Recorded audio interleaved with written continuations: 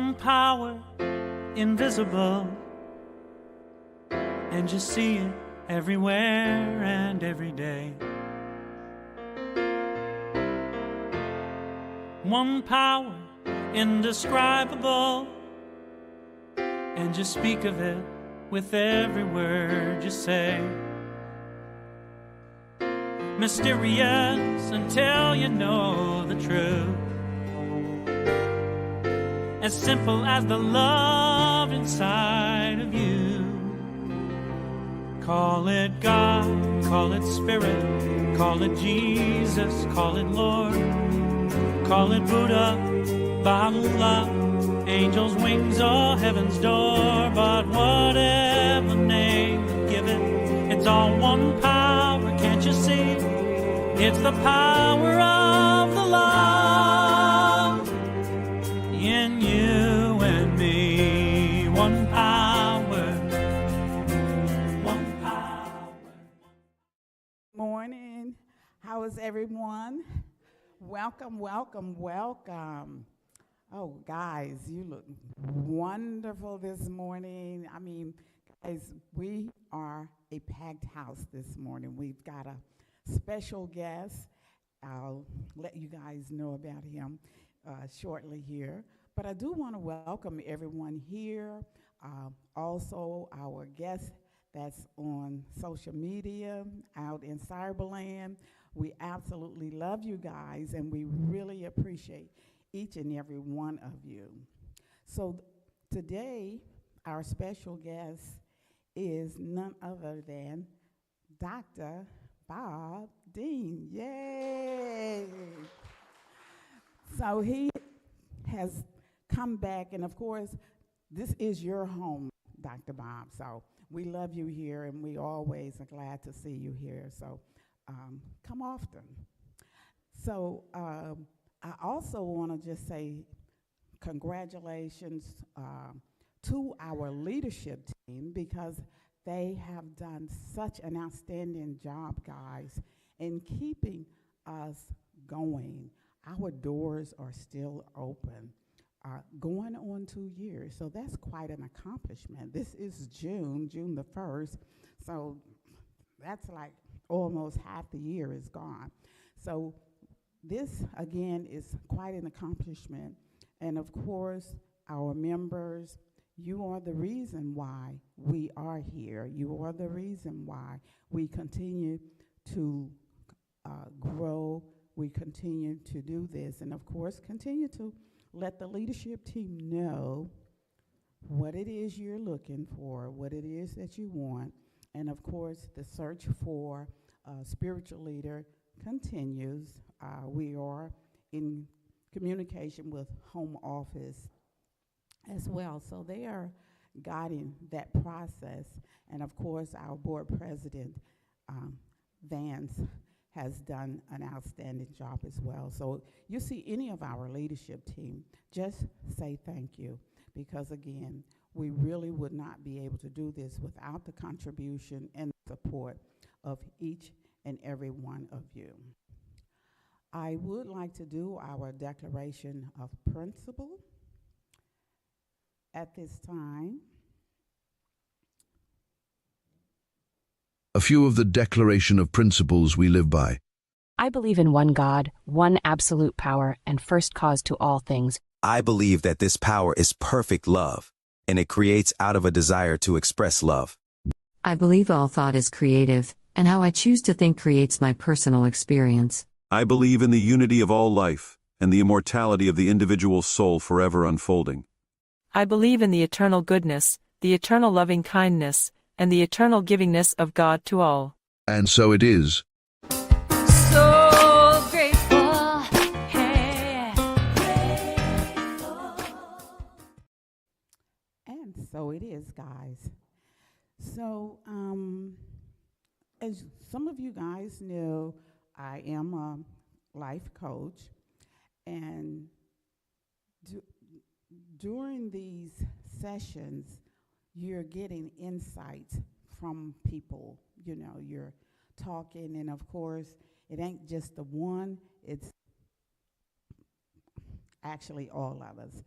So um, a few questions I'd like to just share with you that did come up, like,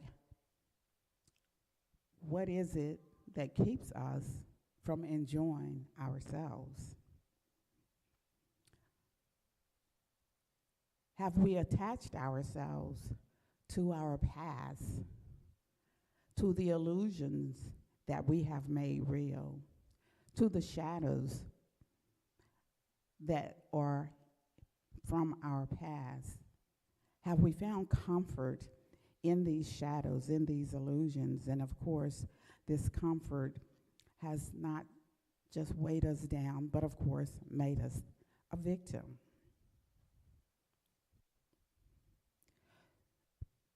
Oftentimes, people talk about addictions, but one of the addictions people don't talk about is the addiction to control. When there is that addiction, again, it's an illusion simply because the universe is in control of all things. Intellectually, we say that. Intellectually, we know that. But that is not often the experience in our personal lives. So we turn to the universe for the answers. Universe, in and of itself, is in a constant state of correction. It is reinventing itself, making itself better and better. So if we focus on the universal system and we place our attention on the universe, then we too can have a better experience in our personal life. And as we know, we experience what we focus our attention on. For an example, if we're looking at a baby, we see a baby, it's just an instant smile, it's just an instant joy, it's just an instant feeling of goodness. Rarely will that not be the case without thinking. So my question, are we focusing on the past images of ourselves, on the illusions that we have created and told ourselves this is our reality? The shadows, are they driving us? And have we made ourselves victims of our own internal thoughts? And now we blame others for an internal experience that we are having. Or do we focus on the reality of the present moment, which is the universe in and of itself, where there is freedom, where there is contentment? The choice is ours. So I want to do a quick meditation. The meditation will be on the present moment. So if you guys would just join with me, gather yourselves, gather your spirit, gather your thoughts, and know that in this present moment is everything, all things. There is but the one universe, the one magnificent universe in and of itself. And I, being one with this magnificent, am also a manifestation of the oneness, a manifestations of this presence, a manifestations of this goodness.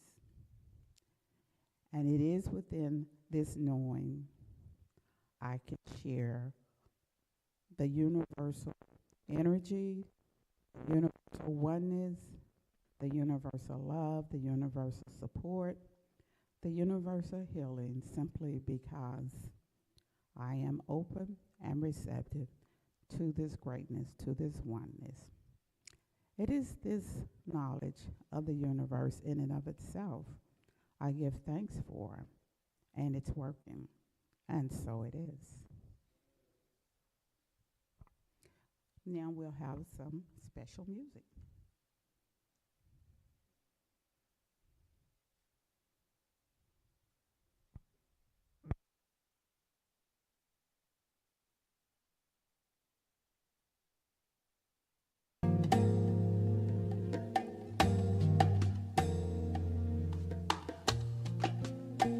I see the beauty in you. I see the power in you. I see the greatness in you, and so it is. I see the child in you. I see the sweetness in you. I see the softness in you, and so it is. I can see it. It's right there before me. I can feel it deep in my soul. I just know it, that you are an angel full of magic and power and pure sweet love. I see the goodness in you. I see the wisdom in you. I see the strength in you, and so it is. I see the joy that's in you. I see your light shining through. I see the love that's in you, and so it is. I can see it. It's right there before me. I can feel it deep in my soul. I just know it, that you are an angel full of magic and power and pure sweet love. I see the grace that's in you. I see the courage in you. And I see the heart that's in you. And so it is. And I see the beauty in you. I see the power in you. I see the greatness in you. And so it is. I see the beauty in you. I see the beauty in you. I see the power in you. I see the power in you. And I see the greatness in you. I see the greatness in you. And I see the goodness in you now. I see the goodness in you. And I see the wisdom in you. I see the wisdom in you. Oh, I see your strength, your strength. I see the strength in you. And I see your joy, joy, joy. I see the joy in you. And I see your light shining, light. I see the light in you. And I feel the love that's in you. I see the love in you. And I see the grace that's in you. I see the grace in you. And I see the courage in you. I see the courage in you. And I see the heart in you. I see the heart in you. And so it is. And so it is. And so it is. And so it is. That was absolutely beautiful, and so it is, and so it is. So the song was I See the Beauty in You, and as all the images was coming up, I was seeing everybody that's here reflected in that song. And of course, all on our social media, cybersecurity. The energy, again, is just a oneness of the energy. So I'm absolutely having a great time. So today, guys, I don't want to say a special guest because he is like one of us, but we do have in our midst Dr. Bob Deen. With decades of experience in ministry and ministerial education, Reverend Dr. Bob Deen has dedicated his life to serving to serving others. He has a multifaceted background in religious education, pastoral counseling, and professional leadership. Ordained as a religious science minister, he has served as president of the Holmes Institute from 2015 to 2018, manager of professional education 2013 to 2018 for the Centers for Spiritual Living, and our senior minister here at the Center for Spiritual Living, Midtown. So I bring to you guys the outstanding and esteemed Reverend Dr. Bob Deen. Thank you. Thank you, thank you. Okay. Wow. Okay, I'll give it a second for the sound to settle down. Hey everybody, it's so good to be here. It's good to see you. I'm looking for places for stuff. There we go. Wow. It does feel really, really good to be back. When she said during the announcement almost 2 years, it's like, no, I hadn't been gone that long. Yeah, I have. And I am thrilled. It is a testament to all of you and a testament to the reality and truth of this teaching that you're here doing this. Because it's not dependent on one person. It wasn't dependent on me. It's not dependent on my predecessors. It won't be dependent on the people that come after me. It is a perpetual truth that cannot be shut down. It will pop up in one way or another through different methods and systems as long as there are people willing to think. So I'm glad to be back. It's, like I said, it's kind of an interesting moment. Yeah, I'm just going to jump right in. So that's enough of that. Some people have been asking if I've been traveling. Yes, I'm traveling. Since January, I've been speaking twice a month in Bellingham, Washington, a beautiful, beautiful city where it rains a lot. And they always want me to tell that it rains a lot because they don't want too many people moving there. So it rains a lot. I won't tell you how nice it is in between. I'm out there on a temporary position as their interim, and that will be ending up at the end of July, so I'll be around a little more in Atlanta after that for a while until we see what the next interim shows up as. I am now, believe this or not, there's a new certification in Centers for Spiritual Living. We have a certified interim ministers, so I am now certified. People have said for years, I am certifiable. Now I really am. So there you go. All right. The talk today is in living color. Ta-da! I put on a pink shirt with this to start with, and I decided that was over the top, maybe too much. So I went back to basic black because, that's the absence of color, so you can make it up and just kind of pretend what's in there in between. I don't know how well this shows up on TV or on YouTube and those kind of things, but bring your color up because this thing is pretty spectacular. It's got all the colors that you can think of, pinks and purples and turquoise, and a little gold smattered in there, and we'll get back to that later. So Ernest Holmes says in the Science of Mind textbook, it should be considered right to live and enjoy living, to be well, happy, and to express freedom. It is to be in accord with divine law and divine wisdom. Freedom, happiness, and wellness. It's to be expected. How cool is that? I like that statement. I didn't think it applied to me for a long time growing up.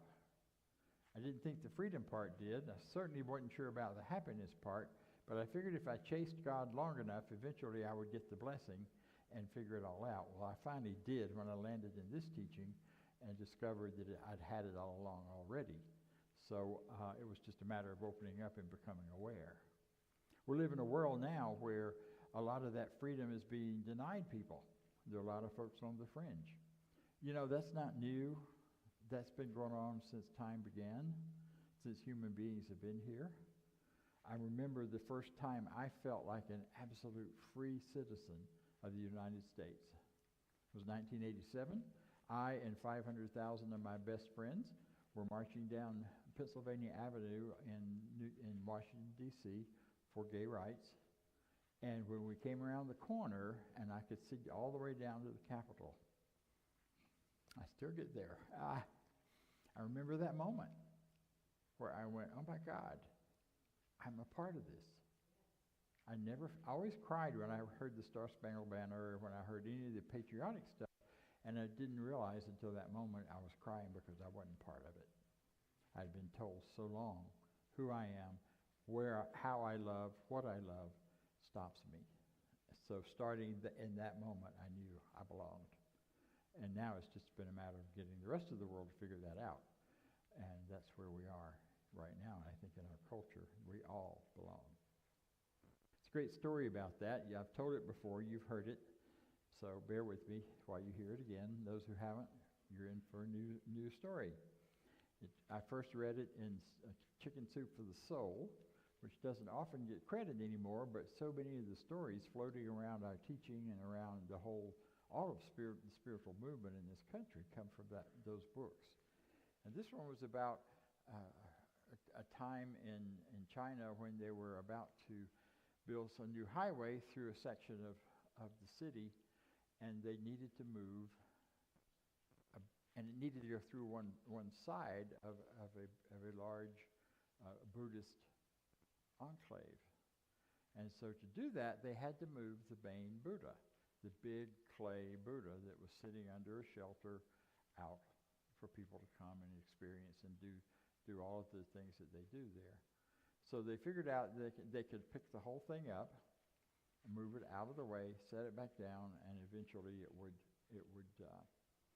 be back under a shelter and would be okay. So they did that, and they got cranes underneath it. They lifted it up. They moved it several hundred feet over to the new location. They set it down, and when they set it down kind of hard, and they noticed there were some cracks in this clay, in this great piece of artwork and piece of sacred work. It had been there for hundreds of years. So when they saw that, they realized the rains were coming. It was monsoons coming soon, so they covered it over with tarps to protect it from the rain until they could build a shelter over it. And they left it, and sure enough, that night the rains came, and the rains kept raining and raining and raining. And one of the monks decided to go check on it. So he went out and looking under the tarp, and everything looked okay, and he's shining a flashlight on there. This happened in the 1950s, shining a light there, and it was just about to be done and wrap it all back up whenever he saw a little shiny glint of some sort. And so the light flashed back, and so he went and started looking more carefully and looking more closely and realized that where the crack was, there was something shiny behind that. And so he wrapped it up, excitedly went to sleep, came back in the daytime, still raining, but he came out there with a tool and began to kind of push through and chip away and try to see what is this underneath. And the more he chipped away, the more he exposed this amazing gold. And with time, they chipped enough away to realize the entire Buddha was solid gold. And it had been covered over several hundred years before when a marauding group was coming through to overtake. I don't know if you know that about Buddhism, but there was a time when different Buddhist sects were all fighting each other and trying to take control of China. And so they, in order to protect their sacred objects and their valuable objects, they covered them over with plaster and clay in order for them to still look like a Buddha but not look like anything of value. And as they chipped away, they discovered this very large solid gold Buddha underneath. And that's how we are. That story's always been told in terms of what's happening inside of us. You are the golden Buddha.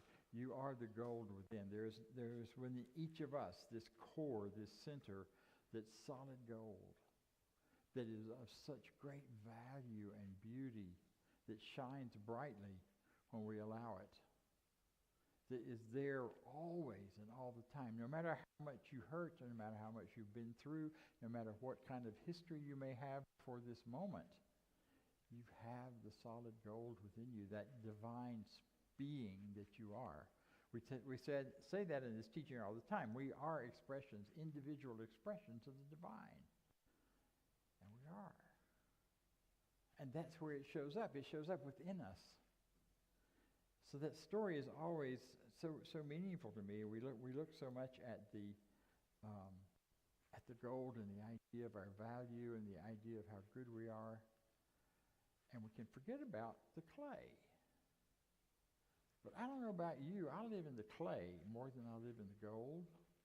And maybe you live in the life of gold. Good for you. I heard a story or two as I got here today from you that some of you have been experiencing some real shiny gold lately. Awesome. Go for it. But then there are those of us who live much more in the gold, in the clay, where life is tough, where we're balancing things and trying to figure out how to manage this new world of, you know, the whole world changed when AI started. We're in a brand new world. We're in a brand new world with crypto came online, and people had a whole another foundational way of sharing prosperity across many different lines. I mean, there's so many things. I don't need to tell you that. You know how much has changed. You know, I watch old movies a lot, and my mother used to do this, and I used to get so angry with her. Why are you always watching these old stupid movies? Well, I understand it now, because it's a part of her wanting to reach back and remember simpler times that I had learned to adjust to then, and found myself living pretty well and pretty successfully. And now all this stuff is changing about every 2 weeks, and I need a whole new adjustment period. But I don't get to do that, even though I got more stuff inside of me now to adjust because I've been alive longer. So I got more memories to figure out, and more of that to put into the right categories and get everything lined up so I know how to live in the next moment. I love that about living in this moment. But you still got to deal with all that. So it's a real interesting challenge that the clay is what gets us sometimes. You know, this is the month where we celebrate freedom of marginalized people. And we really stand for our people. This is, you saw the rainbow flags, and you saw the whole things about the LGBTQ. We know there's a lot more letters behind that. It's two-spirit, lesbian, gay, bisexual, transgender, queer, or questioning, intersex, and asexual. I can't say that without reading it. It's a lot. The two-spirit people from the native cultures. You know, and we have two parts to this thing. We've got the sexual preferences, and then we have the gender experience. So you've got sexual and gender, and they aren't necessarily the same thing. They don't correlate. So for those of us who grew up in the 50s, where it was really simple, you're a boy or you're a girl, and if you're a girl, you like boys. If you're a boy, you like girls, and everything else is wrong. It's a whole new world, folks. You know that. So this month, what we're doing is celebrating all of those variables. Hence, living color. Hence, the various colors of people. We have all of these different ways of expressing and being and knowing and being ourselves. And it's thrilling and exciting. To not be that would be like having a garden with one color in it.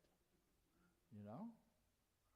The joy is we live in a world now where we are willing and able to listen more to our natural beingness, to our physical selves, to our psychological selves, and allow people the freedom to discover who they are in whatever framework that is.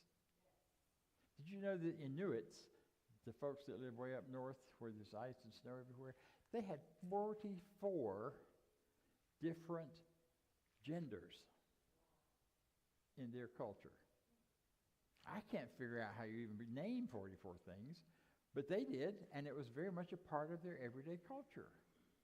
You know, we're struggling with the ones that are showing up right now. And in our young people, I still work in the teen camps. In fact, I just came back from training advisors 2 weeks ago. And we are grappling with this because our youngsters are showing us the way with this. And we oldsters get to decide and find ways to relate and learn different pronouns or no pronouns or the right pronouns for the right situation. Fortunately, most of the folks in that world are very forgiving, especially for old farts like me, who just can't always get it right. He, she, they, them, and on it goes. And yet we honor this version of what this teaching says, and that is that it should be considered right to live and enjoy living, to be well, happy, and express freedom. And I would say for all. Ernest Holmes says, and we have in our promises and in our Declaration of Principle, the time will come when all discord will cease. So here we are, grappling with all of that and all of the change that's going on, and it's no wonder that there's chaos going on around us.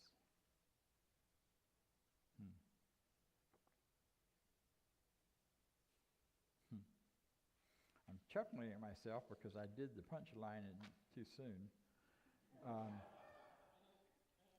Because what I really wanted to get across and to say, and I guess I'm doing it the right way instead of backwards, is that the real power of that story of the Golden Buddha is the goal. That's important, but the greater power is recognizing and understanding the colors of life that are made up of that clay.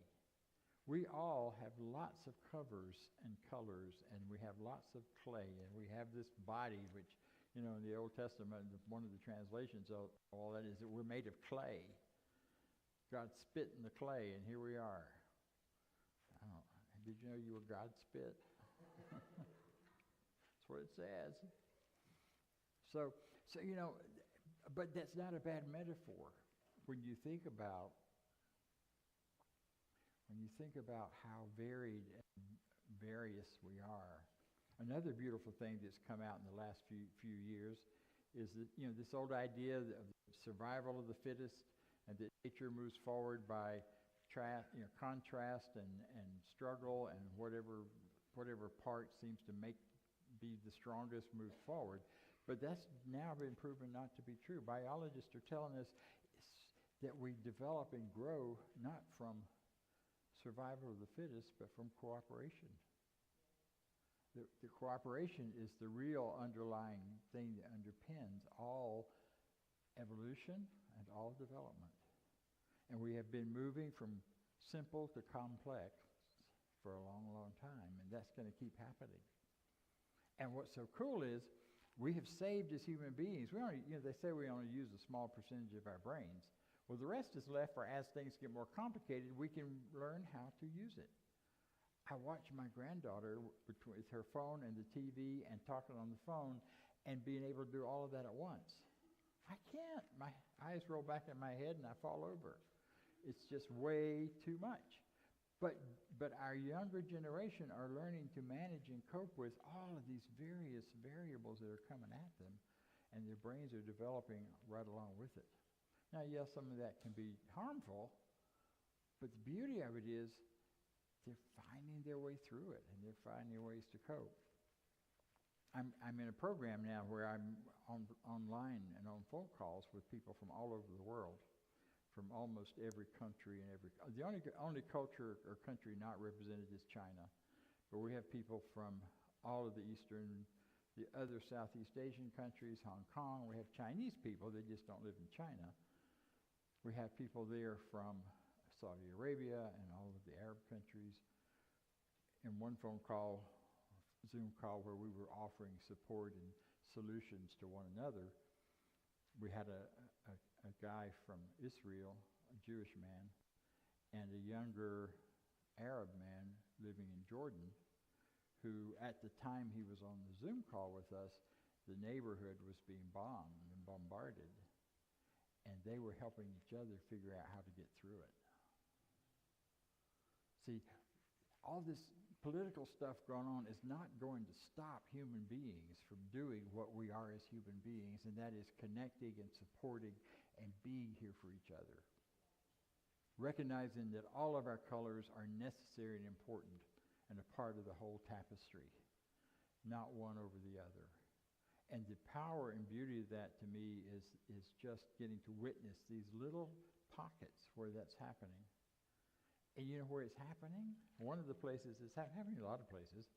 There's a football league in Israel that is made up of Arabs and Jews, but it's not Arabs versus Jews. Every team is mixed from both cultures, and they play each other and ball. Some kind of Australian football, which I don't even begin to understand. But anyway, think about that, you know? We hear all the bad news. If you listen to the news at all, you hear the bad news, you hear the scary news, because scaring us makes us click and want to watch more, right? Making us mad, it really makes us want to watch more.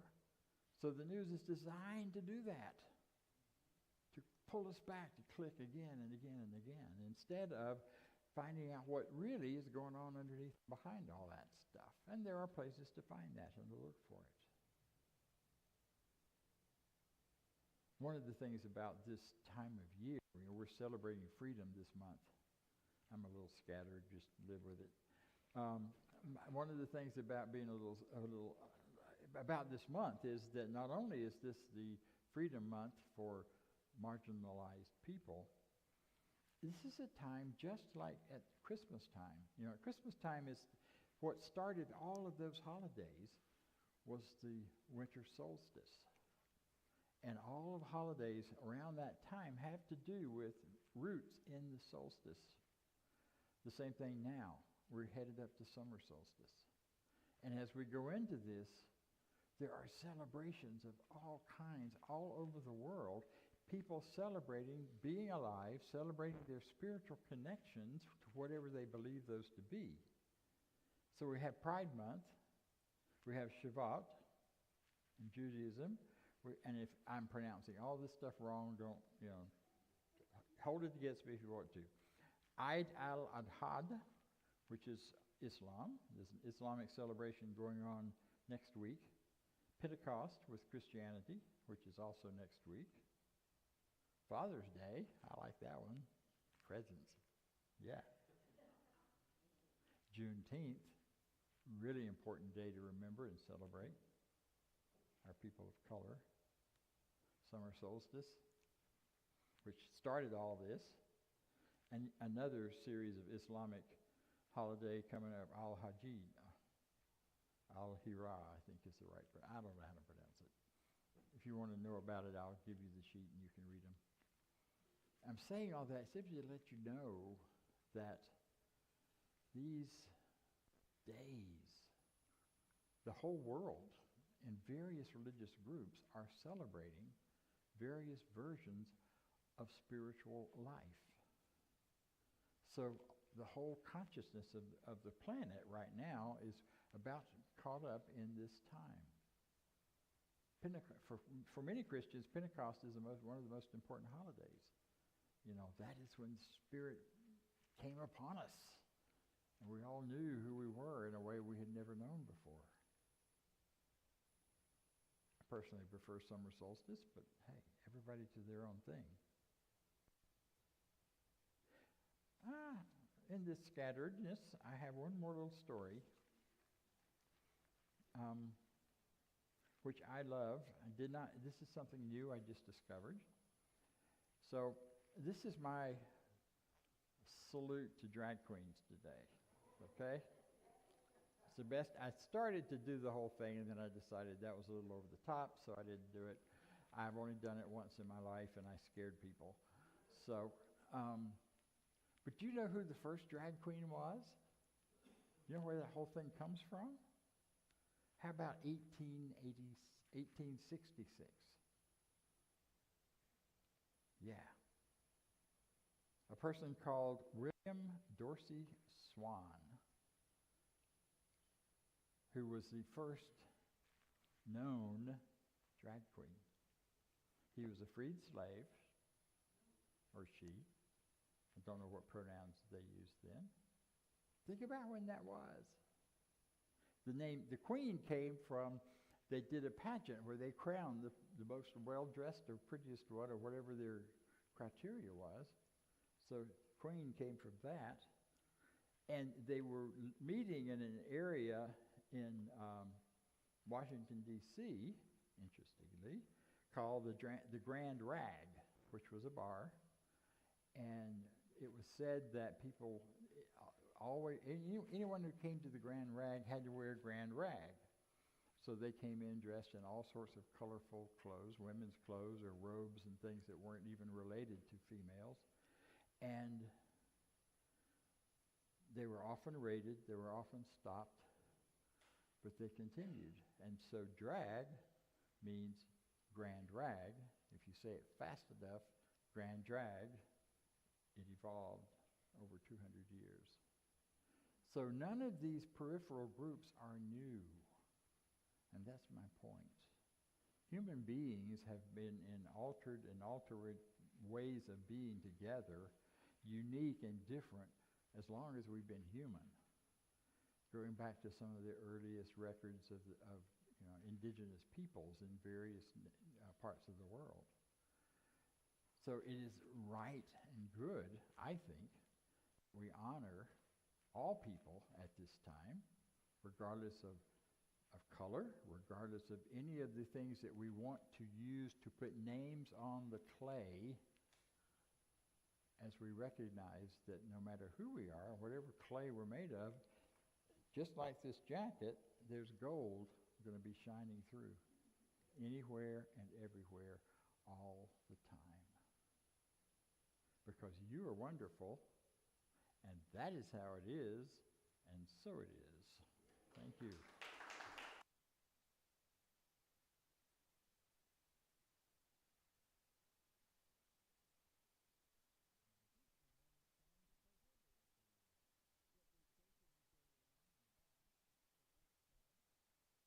Good, Dr. Bob. All right, come in. All right, sorry about that. He is the greeter par excellence, as he was greeting people and in the driveway as they were coming in, because that's where he greeted me. So thank you, Vance. You're welcome. You're welcome. All right. Thank you, Dr. Bob. Awesome talk this morning. All right. So I'm going to do the new minister Sacred Covenant Easy Prayer, and then I'm going to bring Lynn up. So, there is only one life. This life is good. This life is God. This life is my life now. And knowing that I am one with this life that is God, I therefore know that I am one with all of its blessed expressions, which includes the presence of a new minister for my beloved spiritual community. Because I know that the highest purpose of my new minister is to express Spirit, I therefore know that my new minister is a revelation of Spirit as principle. I further know that my new minister is the fulfillment of all that which has been promised by God. For it is written, principle is not bound by precedent.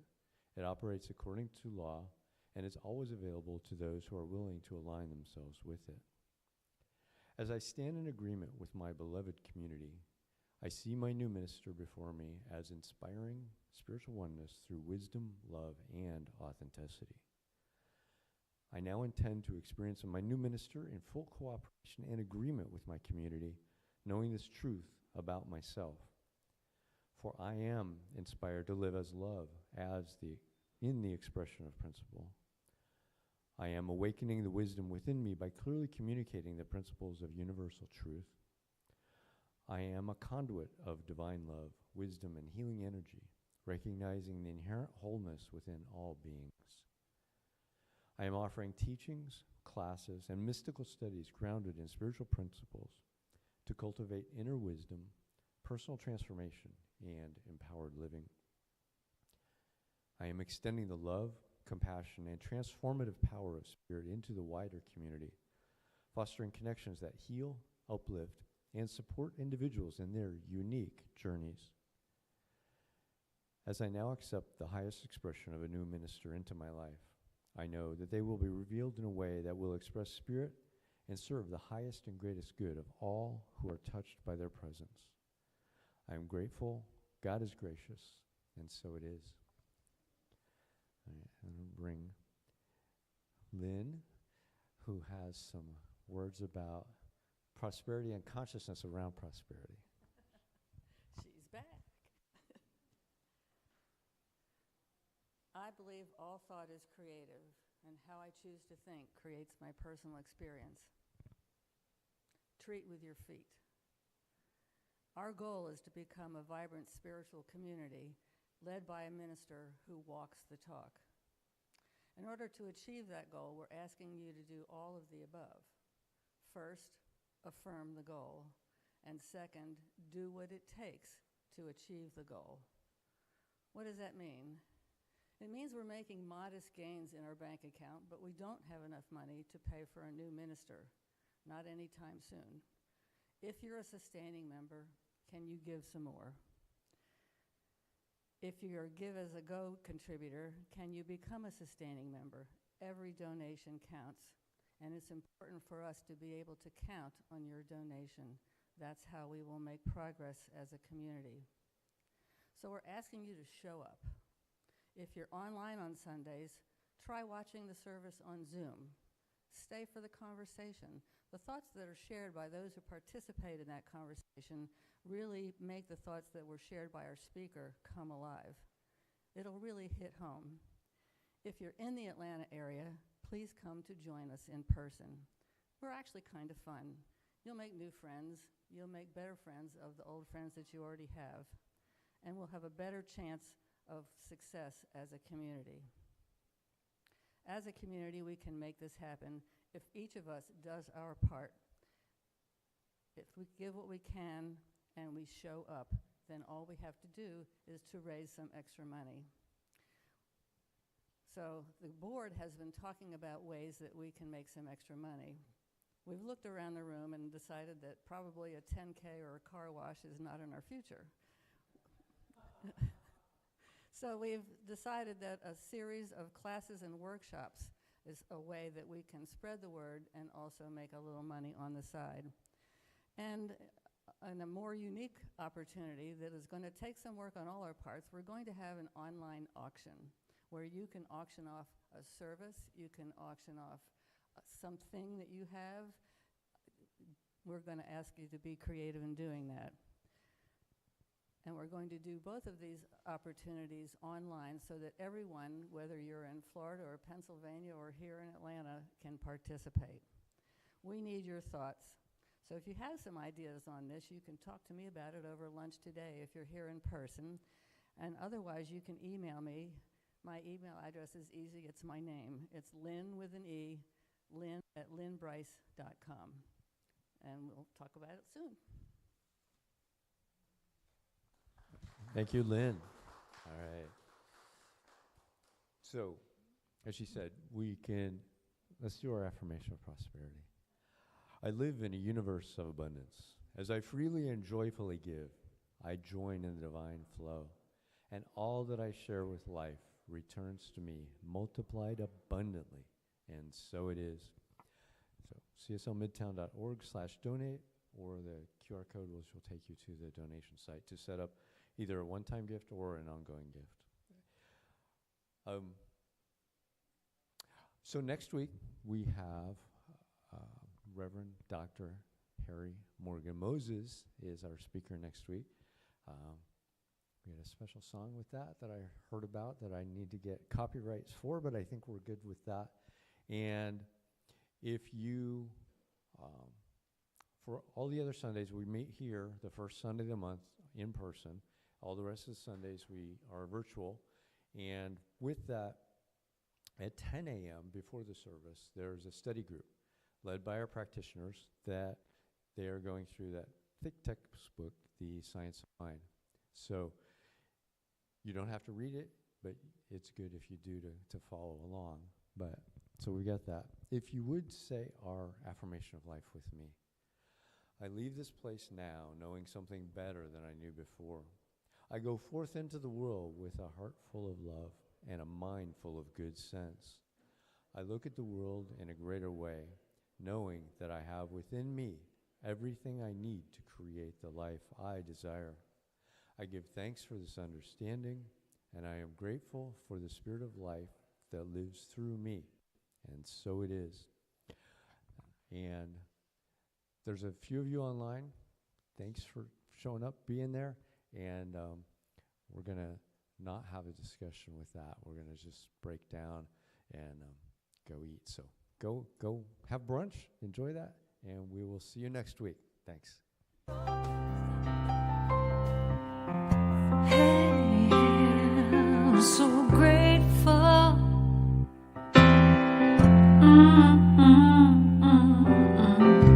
I'm so grateful. I'm so grateful. I'm so grateful for all that I have. I'm so grateful. I'm so grateful. I'm so grateful for all that I have. Hey!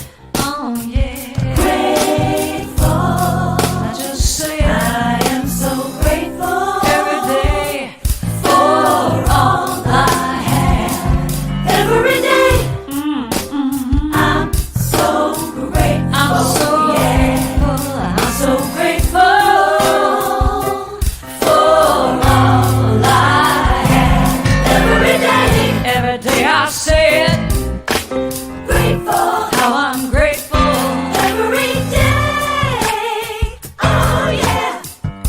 I am so grateful. Oh yeah. I'm so grateful. 'Cause I accept and I receive. I am so grateful. Oh yes, I am. I am so grateful. Hey, grateful. I just count my blessings. Grateful. I just count my blessings. There is a power for good in the universe greater than you are.